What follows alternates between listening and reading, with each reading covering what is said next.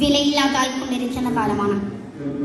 സ്വന്തം ജീവിത വ്യവഹാരങ്ങളുടെ തിരക്കുകളിൽ മറ്റുള്ളവരെ കാണാനും അവരെ ചേർത്തു പിടിക്കാനും കഴിയാതെ മനുഷ്യർ സ്വയം ചെറുതായിക്കൊണ്ടിരിക്കുകയാണ്. വീടും കുടുംബവും കൂട്ടുകാരും തൊഴിലിടങ്ങളും മാത്രമായി പരിമിതപ്പെട്ടു പോകുന്ന മനുഷ്യർക്ക് ബന്ധങ്ങളുടെയും സ്നേഹങ്ങളുടെയും ഊഷ്മളത അനുഭവിക്കാൻ കഴിയാതെ പോകും. സ്നേഹം കൂടുകൂട്ടുന്നത് ഹൃദയത്തിലാണ്. സ്നേഹത്തിന്റെ ഭാഷ അത് ഹൃദയത്തിന്റെ ഭാഷയുമാണ്.